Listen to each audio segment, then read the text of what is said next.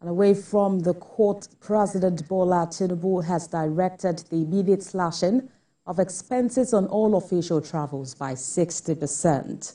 This directive was announced in a statement signed by the presidential spokesman, Ajuri Ngelale, who says the development will affect the office of the president, the vice president, the first lady, ministers and heads of agencies.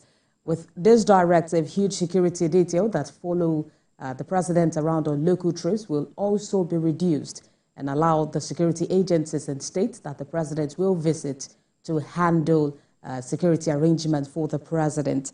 Every minister is limited to having just 4 members of staff on any foreign trip, while heads of agencies are limited to just 2.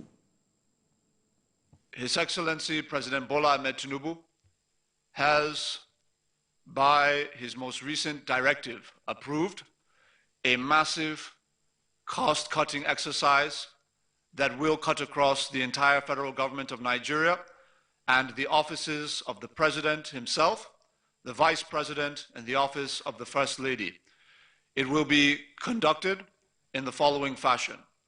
1, the official trips that will be undertaken within the country, that is, when Mr. President or the Vice President travels to any state within the country, the massive bills that accrued due to allowances and ESTA code for security detail coming from Abuja, going and traveling into those states, will be massively cut due to the directive of the President that the security outfits within states, whether it be police, DSS, or branches of the military, will frontline his protective detail when he travels to those states. And I have joining me to talk more on this development, political analyst Jide Ojo, joining me live from Abuja. Glad to have you join us on the news at this time. It's my pleasure. Good afternoon. Well, I understand that, cutting cost of governance is quite laudable at this time, especially after the uproar about the number of delegations that the president took at the COP28 summit. But I want to also hear your opinion about the president leaving his security detail to the host states. When the news broke yesterday, I commend Mr. President for being a listening president, knowing full well that Nigerians are groaning about the rising cost of governance. However, when it comes to security of our number 1 citizen, I think we should not joke with that.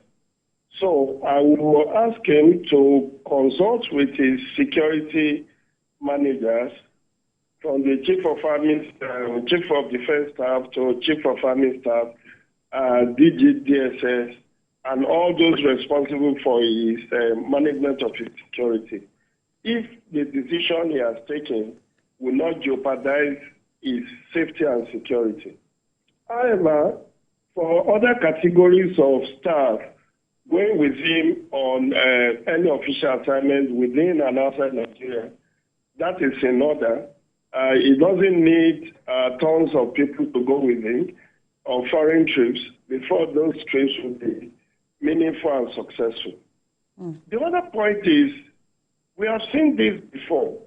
Under Buhari, he did also issue a statement cutting the cost of those who would travel with him, cutting down the extra costs that they will receive and all of that. And we applaud him at that time. But little did we know that that is just a subterfuge. And in this respect, I feel Mr. President needs to go a lot further. What he has done is commendable, but he needs to go further. Look at Orosai merger and acquisition report of 2011. If he cannot work with that, let him set up another committee to look at the viability of this ministry's department. Mr. Ojo, talking about the president, going further on this, I mean, since we are in the era of cutting costs at this time, we might as well extend it to the National Assembly. You know that this is limited to the president, the vice president, the first lady, and a few other persons. Are we likely to earn a few more if we extend it to the National Assembly? I don't think so. The point is, he only has control over the executive arm of government.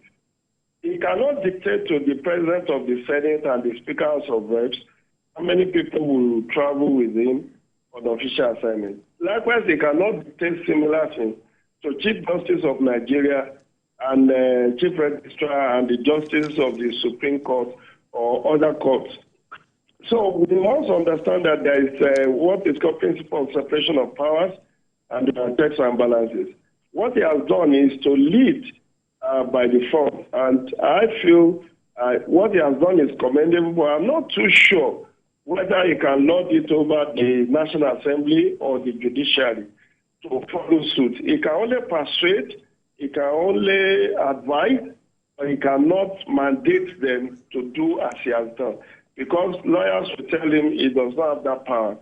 And like I said, this is the time for the president to also initiate a restructuring agenda that we see us reducing the cost of governance in a substantial manner. This one does not go far-reaching enough.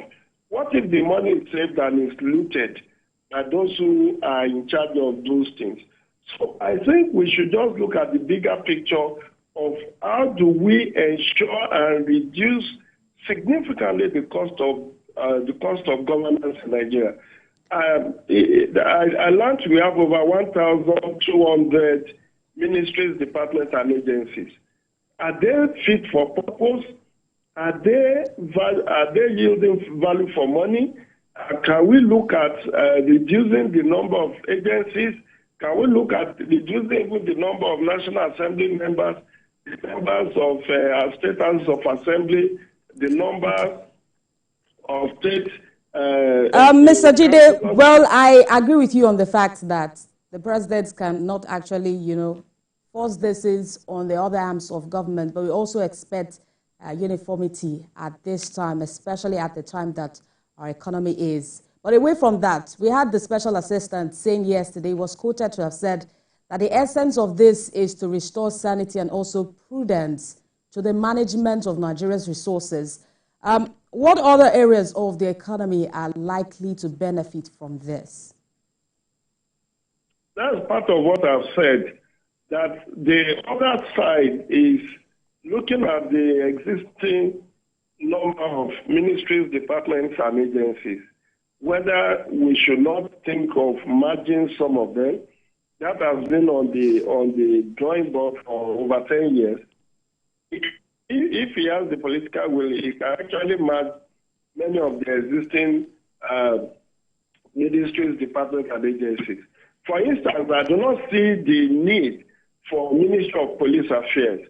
I do not see the need for Ministry of Steel Development outside of Ministry of Solid Mineral, because steel development is also part of the solid mineral. There is a Police Service Commission that is constitutionally recognized that is not even being funded. Mr. Ojo, I'm hoping we'll have a lot more time to, discuss on this, but because of our time, we'll be doing this much later. Well, I've been speaking with political analyst Jide Ojo live for us in Abuja. Thank you for joining us at this time.